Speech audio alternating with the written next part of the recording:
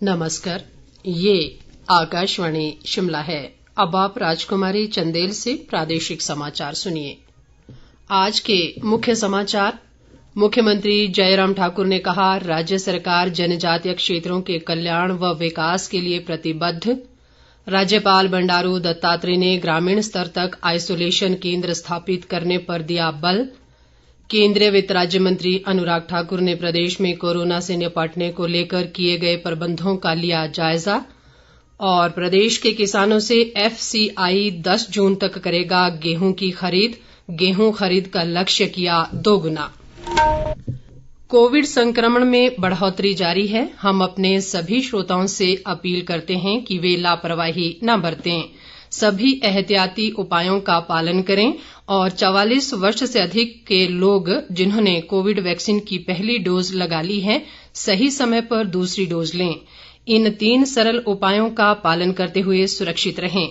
Mask लगाएं, 2 गज की सुरक्षित दूरी बनाए रखें, बार बार हाथ धोएं और साफ सफाई का ध्यान रखें। अब समाचार विस्तार से। मुख्यमंत्री जयराम ठाकुर ने आज किन्नौर जिला के रिकांगपिओ में पत्रकारों से बातचीत करते हुए कहा कि राज्य सरकार जनजातीय क्षेत्रों के कल्याण व विकास के लिए प्रतिबद्ध है। उन्होंने कहा कि इसके लिए जनजातीय उपयोजना के तहत बजट में काफी वृद्धि की गई है। मुख्यमंत्री ने कहा कि राज्य सरकार ये सुनिश्चित कर रही है कि कोविड-19 महामारी के दौरान भी विकास की गति निर्बाध रूप से चलती रहे। उन्होंने कहा कि प्रदेश सरकार ने 31 मई से दुकानों और अन्य व्यावसायिक प्रतिष्ठानों को सुबह 9 बजे से दोपहर 2 बजे तक खोलने की अनुमति देकर कुछ राहत देने का प्रयास किया है। जयराम ठाकुर ने कोरोना के सक्रिय मरीजों की संख्या कम होने पर संतोष जताया, लेकिन साथ ही कोविड से होने वाली मृत्यु की बढ़ती संख्या पर चिंता भी व्यक्त की। उन्होंने कहा कि केंद्र की उदार सहायता से आज प्रदेश में करीब 6300 डी टाइप और 2250 बी टाइप ऑक्सीजन सिलेंडर उपलब्ध हैं। उन्होंने कहा कि स्वास्थ्य संस्थानों पर 1700 से अधिक ऑक्सीजन कंसंट्रेटर उपलब्ध करवाए गए हैं। इस दौरान जनजातीय विकास मंत्री रामलाल मारकंडा और राज्य वन विकास निगम के उपाध्यक्ष सूरत नेगी भी मौजूद रहे। इस बीच मुख्यमंत्री जयराम ठाकुर ने आज जिला लाहौल स्पीति के दौरे के दौरान सेना के हेलीपैड समदो में आईटीबीपी, डोगरा स्काउट्स और 15वीं बिहार रेजिमेंट के अधिकारियों के साथ बातचीत की। देश की सीमाओं की रक्षा में सेना के जवानों की भूमिका की सराहना करते हुए उन्होंने कहा कि कठिन भौगोलिक व कठोर जलवायु परिस्थितियों के बावजूद सेना की प्रतिबद्धता व कुशल कर्तव्य निष्ठा के कारण ही हमारी सीमाएं सुरक्षित हैं। राज्यपाल व राज्य रेडक्रॉस के अध्यक्ष बंडारू दत्तात्रेय ने आज शिमला स्थित राजभवन में रेडक्रॉस के माध्यम से स्वास्थ्य व परिवार कल्याण विभाग को 46 ऑक्सीजन कंसंट्रेटर और विभिन्न जिलों को 950 ऑक्सीमीटर प्रदान किए। राज्यपाल ने स्वास्थ्य विभाग को दैनिक तौर पर कोरोना जांच की संख्या बढ़ाने की सलाह दी। उन्होंने कहा कि ग्रामीण स्तर पर आइसोलेशन केंद्र स्थापित किए जाने चाहिए। राज्यपाल ने कहा कि जिन ग्रामीण परिवारों में कोरोना रोगियों को अलग से सुविधा नहीं है, उन्हें इन केंद्रों को स्थापित करने से लाभ होगा। इस दौरान रेडक्रॉस अस्पताल कल्याण शाखा की अध्यक्ष डॉक्टर साधना ठाकुर, स्वास्थ्य सचिव अमिताभ अवस्थी और स्वास्थ्य उपनिदेशक डॉक्टर रमेश भी मौजूद रहे। खाद्य व नागरिक आपूर्ति मंत्री राजेंद्र गर्ग ने क्षेत्रीय अस्पताल बिलासपुर का दौरा किया। उन्होंने अस्पताल में स्थापित डेडिकेटेड कोविड केयर सेंटर में कोरोना पॉजिटिव रोगियों के लिए की गई आवश्यक व्यवस्थाओं और सुविधाओं की जानकारी ली। नगर निगम शिमला को कोविड महामारी से उत्पन्न कठिनाइयों का सामना करने के लिए आपदा प्रबंधन के माध्यम से 50 लाख रुपए की राशि प्रदान की गई है। ये बात शहरी विकास मंत्री सुरेश भारद्वाज ने आज नगर निगम शिमला के हाउस की वर्चुअल बैठक की अध्यक्षता करते हुए कही। उन्होंने महामारी के दौरान प्रवासी मजदूरों और कमजोर वर्ग के लोगों को राशन, मास्क, सैनिटाइजर व रोजमर्रा का सामान वितरित करने के लिए निगम की महापौर व उप महापौर सहित पार्षदों के प्रयासों की सराहना की। प्रधानमंत्री नरेंद्र मोदी रविवार कल सुबह आकाशवाणी पर मन की बात कार्यक्रम में देश विदेश के लोगों के साथ अपने विचार साझा करेंगे। ये मासिक रेडियो कार्यक्रम की 77वीं कड़ी होगी। ये कार्यक्रम आकाशवाणी और दूरदर्शन के समूचे नेटवर्क तथा आकाशवाणी समाचार वेबसाइट www.newsonair.com और news on AIR mobile app पर प्रसारित किया जाएगा। मन की बात कार्यक्रम का आकाशवाणी, दूरदर्शन समाचार, प्रधानमंत्री कार्यालय और सूचना तथा प्रसारण मंत्रालय के YouTube चैनलों पर सीधा प्रसारित होगा। केंद्रीय वित्त व कारपोरेट मामले राज्य मंत्री अनुराग ठाकुर ने आज वीडियो कॉन्फ्रेंसिंग के माध्यम से हमीरपुर संसदीय क्षेत्र के सभी 5 जिलों के उपायुक्तों से कोरोना की स्थिति की समीक्षा की। उन्होंने बताया कि अगले 3 दिन में मेडिकल उपकरण व सहायता सामग्री की अगली खेप प्रदेश में पहुंचाई जाएगी। उन्होंने कहा कि प्रदेश, खासकर हमीरपुर संसदीय क्षेत्र में कोरोना मरीजों को ऑक्सीजन की कमी न आए, इसके लिए वे निजी प्रयासों से ऑक्सीजन बैंक स्थापित करने की दिशा में प्रयासरत हैं।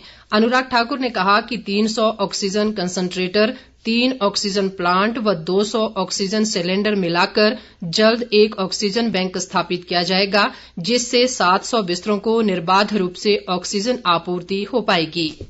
प्रदेश के किसानों से FCI अब 10 जून तक गेहूं की खरीद करेगा। इससे पहले खरीद की आखिरी तारीख 31 मई तय की गई थी।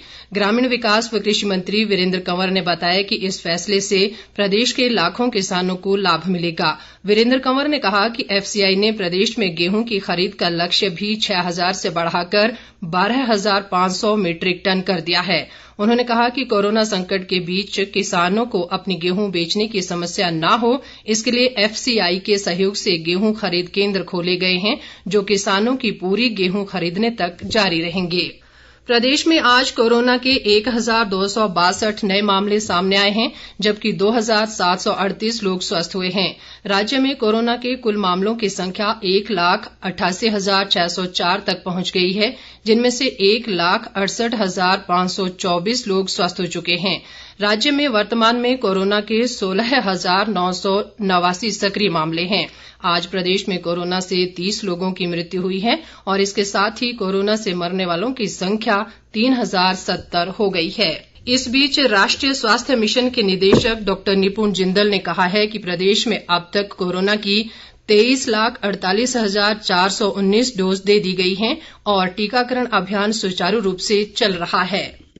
टोटल जो फर्स्ट डोज जिन लोगों को लगी है उनका आंकड़ा 19,12,729 है और इनमें से 4,35,690 लोगों को सेकेंड डोज भी जो कोविड-19 वैक्सीन की है वो दी जा चुकी है। कुल जो डोजेज वो प्रदेश के अंदर दी गई हैं वो 23,48,419 डोजेज दी जा चुकी हैं। 45 प्लस के जितने लोग हैं उनमें 16,61,898 लोगों को जो वैक्सीन की पहली डोज दी जा चुकी है। ये लगभग जो हमारी टारगेट पॉपुलेशन है 45 प्लस की उसका 90% है और इन लोगों में से 3,24,840 के लगभग लोगों को जो सेकंड डोज है वैक्सीन की 45 प्लस को दी जा चुकी है। 18 to 44 की बात करें तो अब तक 4 जो दिवस हैं वो ऑर्गेनाइज किए गए हैं प्रदेश के अंदर और उसमें कुल 80,119 लोगों को जो फर्स्ट डोज है वैक्सीन की दी जा चुकी है।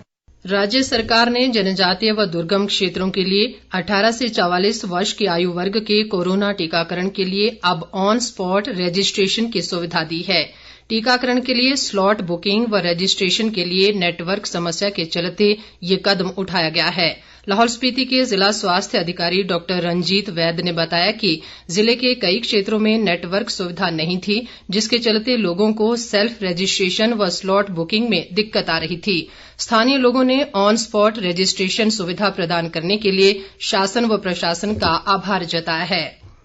केंद्र सरकार के 7 वर्ष पूरा होने के उपलक्ष्य में भाजपा के राष्ट्रीय अध्यक्ष जगत प्रकाश नड्डा के आह्वान पर सेवा ही संगठन कार्यक्रम के तहत आज प्रदेश के विभिन्न हिस्सों में रक्तदान शिविर आयोजित किए गए। छोटा शिमला स्थित केंद्रीय तिब्बतियन विद्यालय में आयोजित रक्तदान शिविर के दौरान शहरी विकास मंत्री सुरेश भारद्वाज ने कहा कि सेवा ही संगठन कार्यक्रम के तहत कोरोना काल में भाजपा कार्यकर्ताओं द्वारा विभिन्न कार्य किए जा रहे हैं। वहीं मनाली नागरिक अस्पताल में भाजपा मंडल द्वारा आयोजित रक्तदान शिविर में शिक्षा मंत्री गोविंद ठाकुर ने कहा कि आज देश कठिन परिस्थितियों से गुजर रहा है, ऐसे में सभी को अपनी सामाजिक जिम्मेदारी समझते हुए सेवा कार्य करने चाहिए। सेवा ही संगठन मूल मंत्र के तहत शिमला के शोघी में भाजपा जिलाध्यक्ष रवि मेहता ने पंचायत प्रतिनिधियों को PPE किट सहित सैनिटाइजर और अन्य उपकरण भेंट किए। उन्होंने कहा कि ऑक्सीजन की कमी के बढ़ते मामलों को देखते हुए भाजपा संगठन ऑक्सीमीटर, थर्मामीटर और काढ़ा घर घर तक पहुंचाने के लिए प्रयासरत है। हिमाचल प्रदेश राज्य विद्युत बोर्ड ने प्रदेश के बिजली उपभोक्ताओं से ट्रस्ट आधारित बिलिंग के माध्यम से बिजली बोर्ड की वेबसाइट hpseb.in पर स्वयं बिजली बिल बनाने का आग्रह किया है। बिजली बोर्ड के लोक संपर्क विभाग के संयुक्त निदेशक अनुराग पराशर ने कहा कि बिल बनाने के बाद भुगतान ऑनलाइन भी हो सकता है। उन्होंने कहा कि कोविड-19 के दृष्टिगत बोर्ड द्वारा ये सुविधा शुरू की गई है। अंत में मुख्य समाचार एक बार फिर। मुख्यमंत्री जयराम ठाकुर ने कहा, राज्य सरकार जनजातीय क्षेत्रों के कल्याण व विकास के लिए प्रतिबद्ध। राज्यपाल बंडारू दत्तात्रेय ने ग्रामीण स्तर तक आइसोलेशन केंद्र स्थापित करने पर दिया बल।